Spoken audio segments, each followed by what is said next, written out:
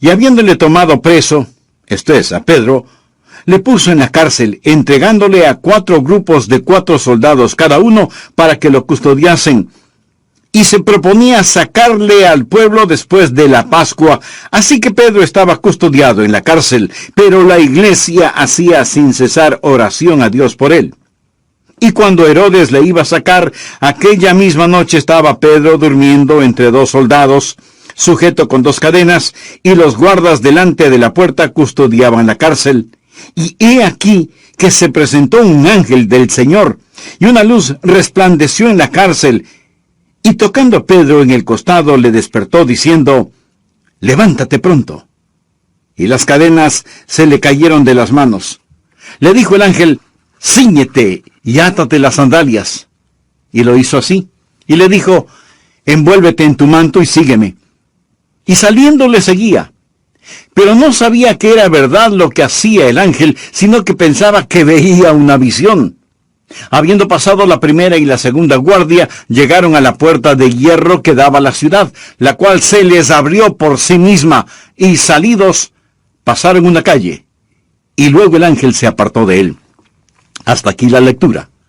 Continuaremos leyendo más tarde, pero déjenme mencionar el trasfondo. Reiterar lo que había sucedido.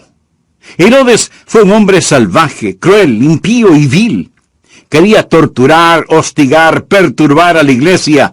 Ya había apresado a Santiago, el hermano de Juan, y lo había condenado a muerte. Y vio que eso complacía a la multitud y se dijo, «Bien, apresaré al más importante, apresaré a Pedro». Y puso a Pedro en la prisión y dijo, «Después de la Pascua lo sacaré, y lo haré más corto de estatura, le cortaré la cabeza». Herodes era un hombre absolutamente feroz, vil, diabólico y cruel. Esa era la situación, y significaba una gran crisis. ¿Cómo enfrenta usted una crisis? ¿Qué hace usted en tiempos de crisis? Bien, quiero compartir con usted 4 pensamientos. Anótelos porque los necesitará. Puede necesitarlos ahora mismo. Algunos de quienes me escuchan pudiera ser que estén en medio de una crisis genuina, pero si no, lo estará. Primero, debemos respetar el misterio de la providencia de Dios. Al mirar este capítulo, hay una palabra que sobresale: providencia. Es decir, usted va a ver la escondida mano de Dios. Dios va a trabajar en forma misteriosa, en forma inexplicable. Dios va a estar en las sombras arreglando cosas, moviendo cosas que la gente no puede hacerlo, y eso puede ser cierto en su vida ahora mismo. Dios está trabajando, pero usted no puede ver a Dios trabajando. Usted puede estar en medio del caos ahora mismo. Parece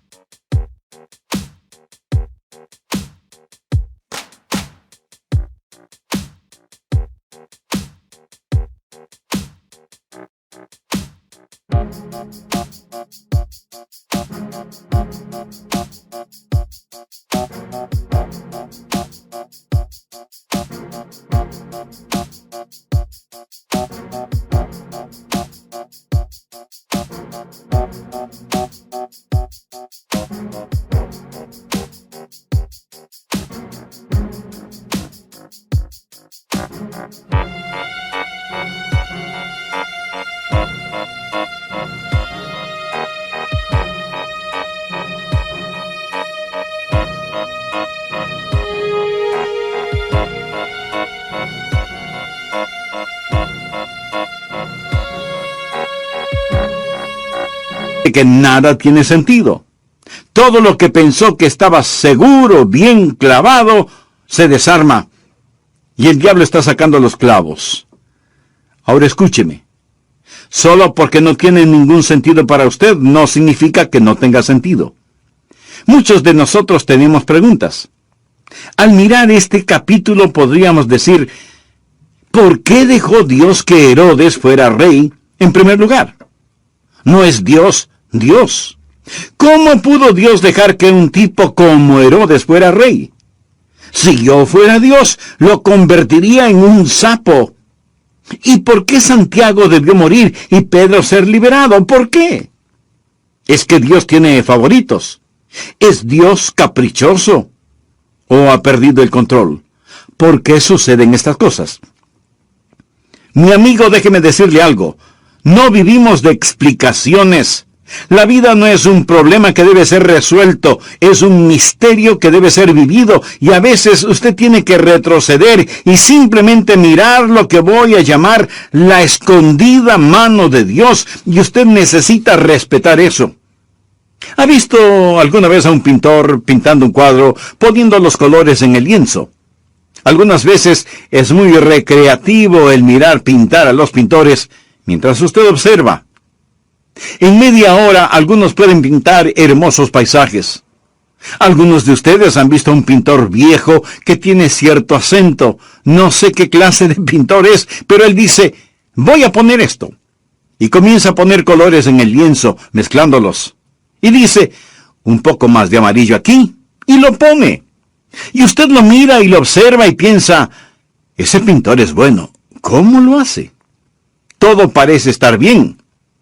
Y entonces, él toma otros colores y los pone sobre lo pintado. ¡Oh, lo arruinó! ¡Lo arruinó!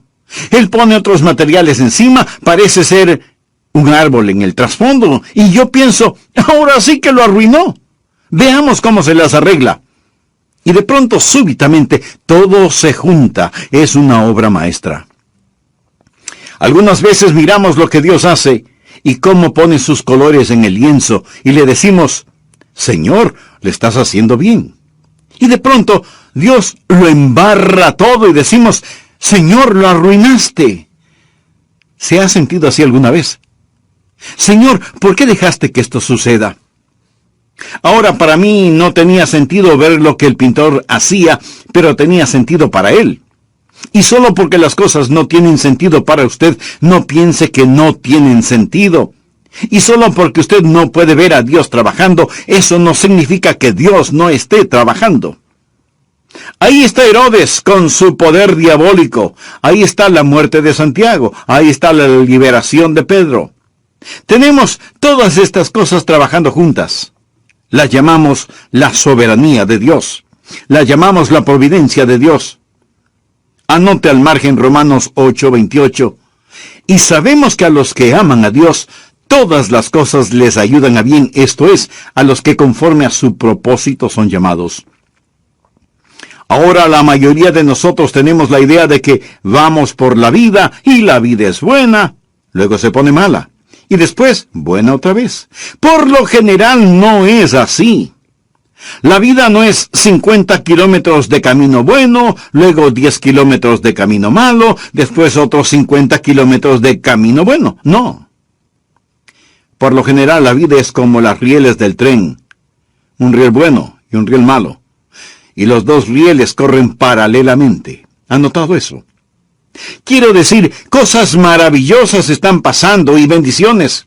Pero al mismo tiempo parece que hay ciertos problemas en la vida y no siempre podemos hacer que se solucionen. Lo bueno y lo malo parecen correr en rieles paralelas. Muchos no entendemos eso, así que deseamos una vida fácil donde nada malo suceda y decimos, me alegraré cuando los problemas terminen para hacer lo que queremos hacer. Si está estudiando, me alegraré cuando las clases terminen para empezar a hacer lo que quiero hacer. Si los hijos aún son pequeños, me alegraré cuando los chicos crezcan, así podré hacer lo que quiero hacer. Y si está enfermo, me alegraré cuando esté sano, así podré servirle a Dios como quiero. No es así. Lo bueno y lo malo están ahí, trabajando juntos. Algunas veces nos gustaría sencillamente vivir la vida sin lo malo, sin ningún problema. Aquí hay una chica que quiere casarse con un muchacho. Los padres de ella le dicen, hija, no te cases con él. Él no tiene el carácter, no tiene lo que creemos se necesita para que sea un buen esposo. Pero ella dice que lo ama y que se va a casar con él. Así que los padres tratan de hacer lo mejor en esa situación. Ellos quieren amar a su futuro yerno. La pareja se casa, tienen un bebé, y después de un poco tiempo, él se vuelve un don Juan Tenorio. y se convierte en la persona que los padres de ella temían se convirtiera y abandona a su esposa. Bien, quiero preguntarle a usted, madre, si podría hacer retroceder el reloj del tiempo y decir, no quiero que te cases con ese hombre, o no, ellos no se casarán. ¿Lo haría?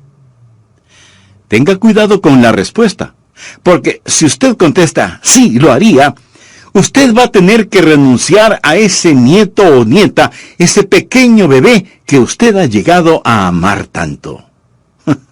¿Vio? La vida es misteriosa, la vida es misteriosa. Hay las cosas malas, hay las cosas buenas. Dios, en el crisol de su sabiduría, mezcla estas cosas para su gloria. Y nosotros sabemos que todas las cosas ayudan a bien. Amigo, usted no vive por explicaciones. Usted nunca podría explicar a Dios. Usted vive por promesas que a lo mejor nunca puede explicarlas. ¿Sabe?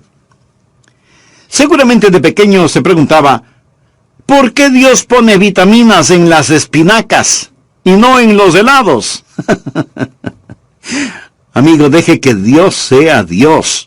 Usted debe respetar, escuchar ese misterio, el misterio de la providencia de Dios. Permítale a Dios ser Dios. Y solo porque para usted algo no tiene sentido, no significa que no tenga sentido. Y si se encuentra en una crisis, no demande el entenderlo. ¿Entendido? En segundo lugar, debemos solicitar el ministerio del pueblo de Dios. Ahora, ¿cuál es el ministerio del pueblo de Dios? Es la oración. Veamos el versículo 5. Así que Pedro estaba custodiado en la cárcel, pero la iglesia hacía sin cesar oración a Dios por él. Este es un hermoso versículo en la oración. Veámoslo otra vez. Así que Pedro estaba custodiado en la cárcel, pero la iglesia hacía sin cesar oración por él. Parecía que no había esperanza para Pedro. Él estaba bajo seguridad máxima. La prisión está custodiada afuera por 2 guardias. Hay 16 guardias en total custodiando a Pedro. Y a más de eso, sus manos están encadenadas a uno de los guardias. Mi amigo, si debiéramos hablar de alguien en problemas, Pedro estaba en verdaderos problemas. Y como si eso fuera poco, él había sido sentenciado a muerte por un rey impío que le dijo, pronto voy a ejecutarte. Ahora, esa es una crisis. Usted puede pensar que lo suyo es una crisis. Pero Pedro se encontraba frente a una verdadera crisis. Parecía no haber esperanza para él. Todas las puertas estaban cerradas, excepto una. Y es la que va directamente hacia arriba. Esa puerta no pudieron cerrarla. Podemos orar. En una crisis debe haber oración. Y cuando no hay esperanza en el plano horizontal, siempre hay esperanza en el plano vertical. Quiero que miremos esta oración y nos detengamos ahí por un momento, porque recuerde que cuando existe el misterio de la providencia de Dios, existe el ministerio del pueblo de Dios. Quiero que vea primero lo que voy a llamar la frecuencia de la oración. Versículo 5. La iglesia hacía sin cesar oración a Dios por él. Ellos oraban y no dejaron de orar. Y seguramente se preguntaban, ¿por qué Dios no contesta nuestras oraciones? Pedro está en la cárcel y Dios parece que no tiene ningún apuro en sacarlo. Pero Dios está tratando de enseñarles una lección acerca de la oración. Y una de las grandes lecciones sobre la oración es persistencia. La Biblia dice, pedid, buscad, llamad. Pero literalmente dice, sigan pidiendo, sigan buscando, sigan llamando. En Lucas 18:1 leemos, también les refirió Jesús una parábola sobre la necesidad de orar siempre y no desmayar. Es decir, no dejar de orar. Y usted necesita aprender eso. Las demoras de Dios no son negaciones. ¿Está claro? Debe haber frecuencia en la oración. En segundo lugar, debe haber fervor en la oración. ¿Escuchó? Fervor en la oración. Las palabras sin cesar pueden ser traducidas como intensamente. Ellos estaban orando intensamente. Me pregunto qué es lo que nosotros sabemos acerca de orar intensamente. Pero le diré una cosa. Cuando usted está en una crisis, aprende a orar intensamente, ¿verdad? Muchos de nosotros oramos esta mañana, pero me atrevo a decir que entre quienes me escuchan, si yo les preguntara o les interrogara, muchos no podrían decirme específicamente por lo que oraron esta mañana. Seguramente fue una oración general, sin ninguna intensidad. Me gusta Jeremías 29:13, donde Dios dice: y me buscaréis, y me hallaréis, porque me buscaréis de todo vuestro corazón. Una de las cosas de las cuales estoy tratando de curarme es de la oración casual, de la oración sin intensidad, de la oración que cuesta poco. ¿Sabe que la Biblia llama a la oración una lucha? Una versión traduce Romanos 15, versículo 30 así: Pablo les suplica: les ruego, hermanos, por nuestro Señor Jesucristo y por el amor del Espíritu, que se unan conmigo en esta lucha y que oren a Dios por mí. Oración conjunta. ¿Alguna vez usted ha pensado en la oración como una batalla, como una lucha? ¿Cuánto genuino agonizar sentimos cuando oramos? Si usted realmente comienza a interceder, descubrirá que el diablo peleará contra usted y se opondrá a usted. La oración es trabajo. Yo prefiero predicar por 1 hora que orar por media hora, en cuanto al trabajo que significa la oración genuina. Hay la frecuencia en la oración y el fervor en la oración. A veces no tenemos ganas de orar, así que no oramos. Mi amigo, si hay un tiempo cuando usted debe orar, es cuando usted no siente ganas de orar. Ore hasta que tenga las ganas, pero ore. Ore no solo frecuentemente, sino también fervientemente, y descubrirá la fraternidad de la oración. La Biblia dice que la iglesia estaba en esto, pero la iglesia hacía sin cesar oración a Dios por él. Eso quiere decir que se unieron para orar. Jesús dijo: donde están 2 o 3 congregados en mi nombre, allí estoy en medio de ellos. Si 2 de vosotros se pusieren de acuerdo en la tierra acerca de cualquier cosa que pidieren, les será hecho por mi Padre que está en los cielos. Dios se complace cuando sus hijos oran, pero Dios se complace mucho más cuando sus hijos oran en fraternidad. No hay nada que nos pueda unir más que una iglesia que ora. Si usted alguna vez ha tenido un compañero o compañera de oración, sabe que su corazón y el de la otra persona están eslabonados. Y las veces que Dios visita cuando la iglesia ora son gloriosas y maravillosas. Es lo que llamamos la fraternidad de la oración. Esta clase de oración hacía la iglesia por Pedro. Y luego deseo que note la fe de la oración. La oración era a Dios. Era a Dios. Se hizo oración a Dios. No estaban orando el uno para el otro. No estaban orando para impresionarse mutuamente. Muchas de nuestras oraciones son pequeñas oraciones memorizadas. Amigo, cuando ora, ¿cuánta fe tiene en la oración? Pero tal vez más importante es preguntar: ¿a quién ora usted? La evidencia es que hay que orar a Dios y solamente a Dios. Es una necedad cuando oramos en forma diferente. Y la oración es la manera íntima que tenemos de conversar con Él y Él con nosotros. Así que acérquese con confianza a Dios. Él le ama y quiere que usted sea parte de su familia celestial. Si usted aún no tiene esa relación personal con Él, puede tenerla este mismo momento, si ora y le dice: querido Dios, reconozco que mi vida de oración no ha sido ni intensa ni continua, que he estado evadiendo tu presencia para vivir de acuerdo a mis deseos. Te pido perdón por eso. Señor Jesús, con tu muerte en la cruz pagaste la deuda de mis iniquidades, demostrándome cuánto me amas. Hoy, con fe como la de un niño, vengo a pedirte que seas mi Salvador y mi Señor.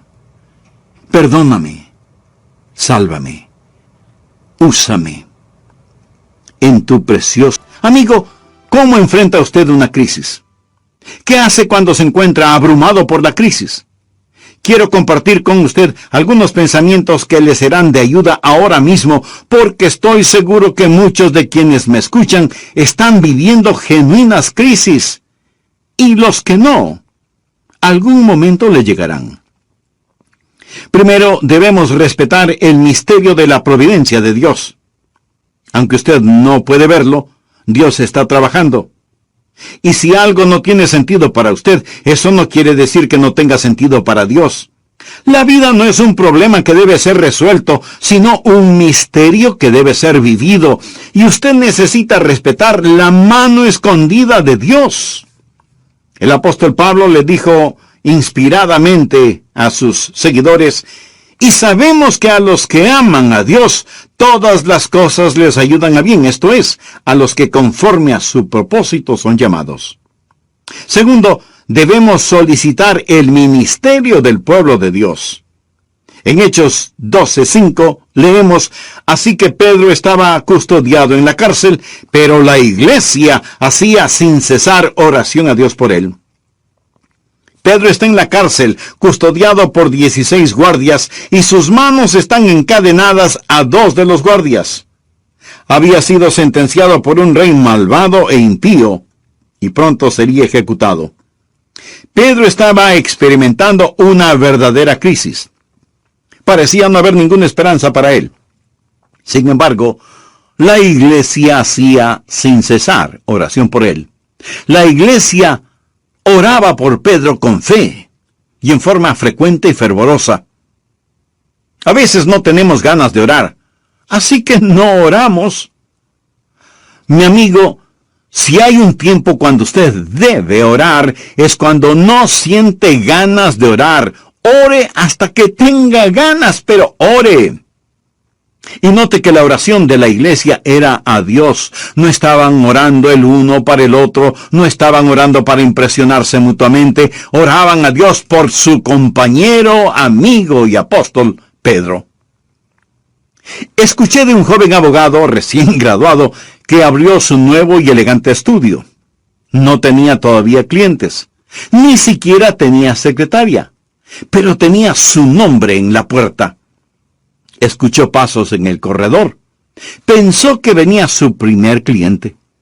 Tomó el teléfono para aparentar que estaba ocupado y dijo: «Oh, lo siento, no puedo. No. Tal vez para el próximo jueves. Tengo un importante caso de una corporación el miércoles y así por el estilo. Tal vez podamos arreglar algo para después». Y colgó el teléfono. Y vio al hombre que estaba parado frente a su escritorio y dijo: «Sí, señor, ¿en qué puedo servirle?». Y el hombre contestó: «Soy de la compañía de teléfonos. Vengo a conectar su línea telefónica». Algunas veces nuestras oraciones son así. Tratamos de impresionar a alguien, pero no hay nadie al otro lado de la línea. ¿Sabe? Creo que es la razón por la que no oramos con frecuencia y fervientemente, porque pensamos que podemos prescindir de la oración. Estas personas van a orar. Pedro está en prisión. Van a orar por él. Ellos no pueden presentar una petición al gobierno. No tienen dinero para sobornar a Herodes para que suelte a Pedro de la prisión. Ellos no tienen ninguna influencia política, pero van a orar. Y el mundo se puede reír, pero mi amigo, el diablo no se ríe. Alguien dijo muy sabiamente que el diablo tiembla cuando ve al más débil santo de rodillas. Ese es el enfoque de la oración, es a Dios. Y Dios, que es Dios, controla el universo. Necesitamos aprender eso, que cuando estamos orando, oramos a Dios, y esa es la fe de la oración. Ese es el enfoque de la oración. La iglesia hacía sin cesar oración a Dios. ¿Por quién? Por él, por Pedro. Ellos estaban orando por Pedro. Fue una oración no solo intensa, sino también específica. ¿Alguna vez le ha sucedido que al terminar su visita a alguien le dicen, vendrá otra vez, no deje de visitarnos?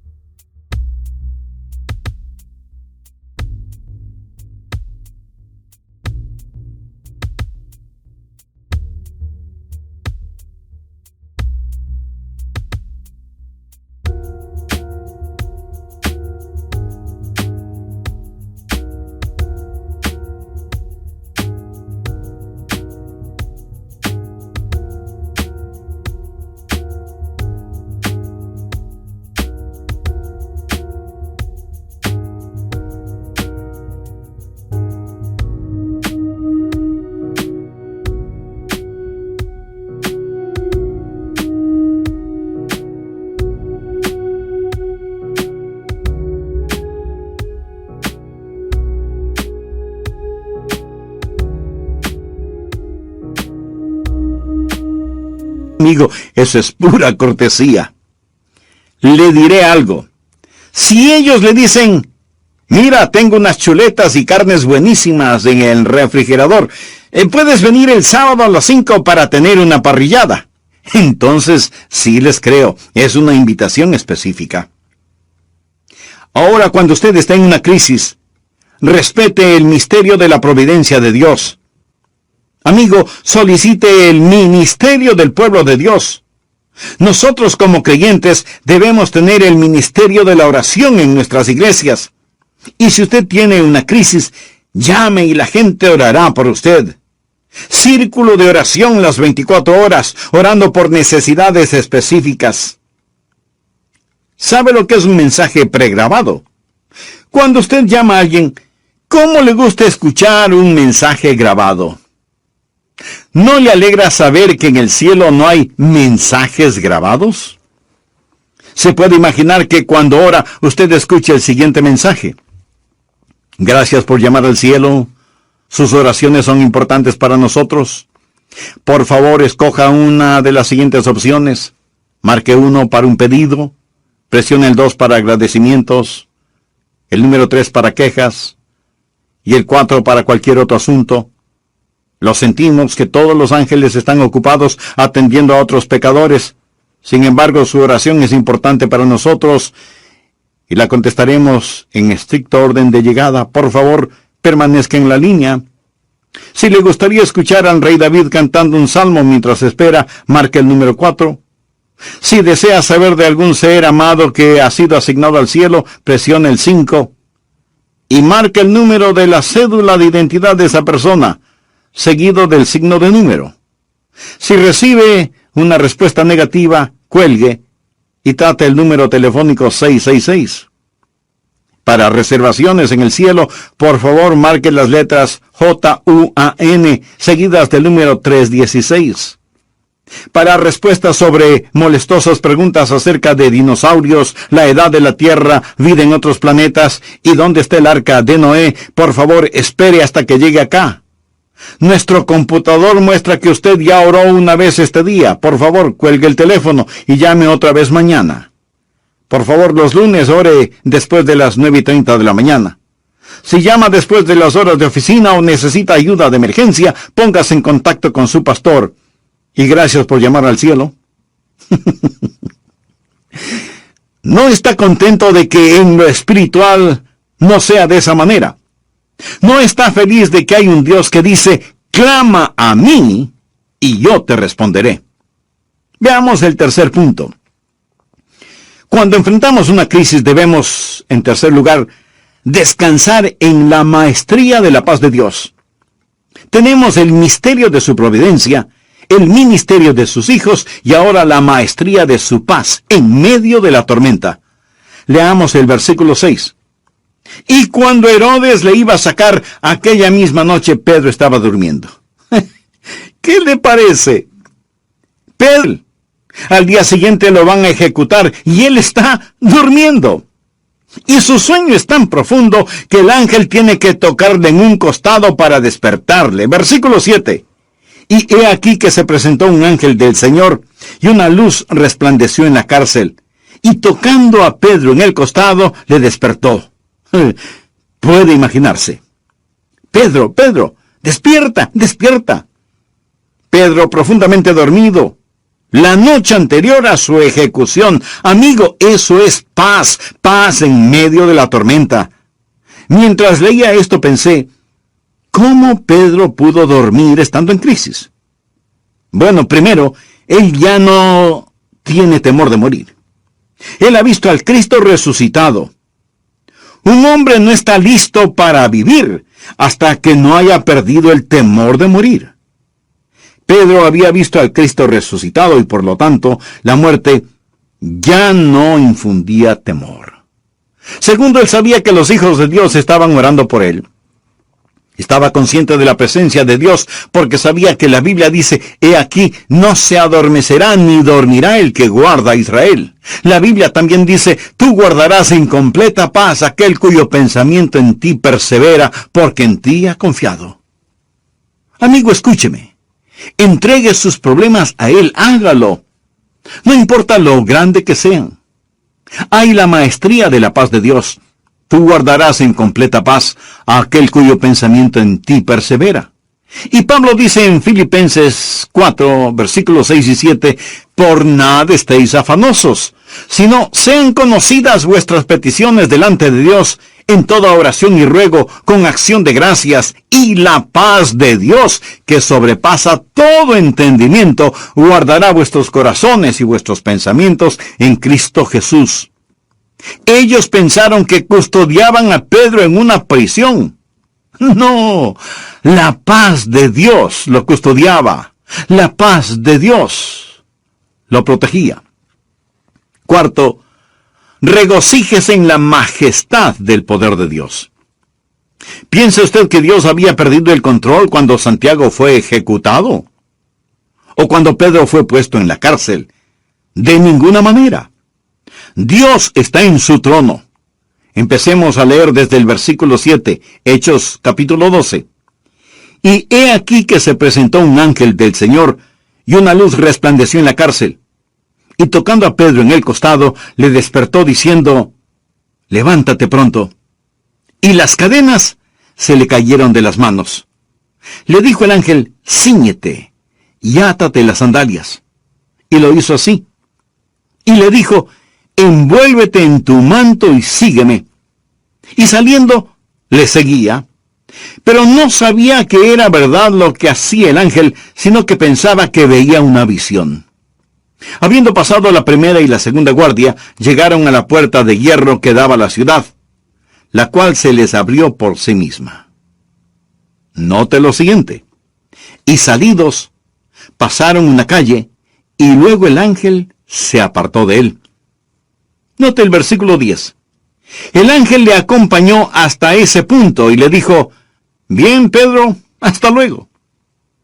Quiero que vea cómo el poder de Dios está trabajando aquí. Algunas personas pudieron pensar que Dios era débil y que no podía hacer nada, o que a Dios no le importaba el asunto.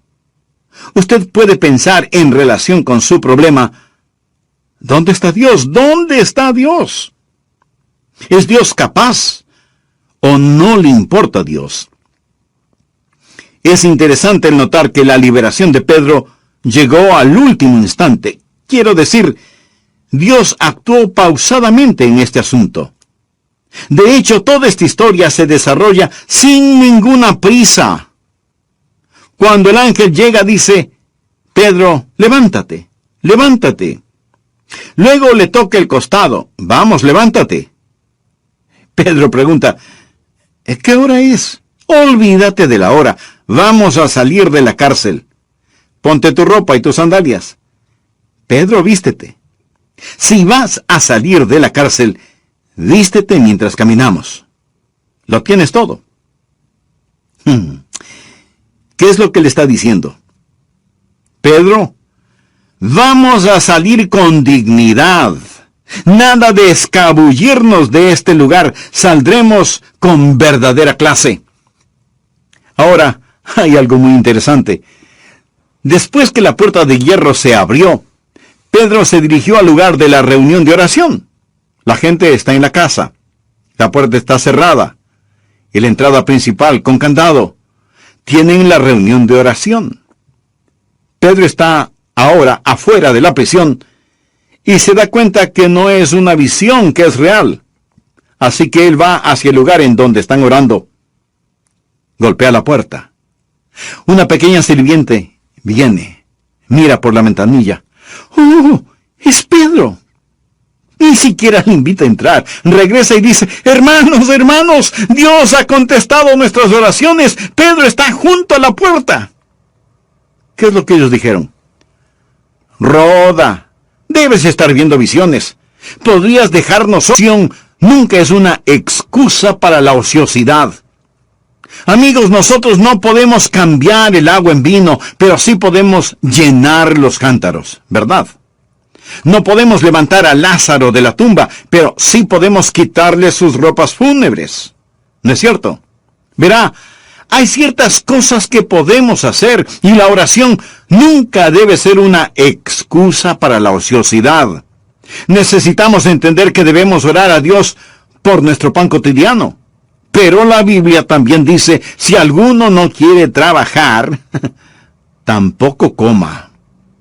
¿No ama usted el balance de la palabra de Dios? Aquí Dios se está moviendo en poderosa majestad. Dios está todavía en el trono. Ahora, en la última parte de este capítulo 12, y no tenemos tiempo para estudiar eso, el viejo rey Herodes fue herido de muerte debido a su arrogancia y a su orgullo, y fue comido por los gusanos, algo realmente repugnante. Pero usted puede ver la escondida mano de Dios en todo esto.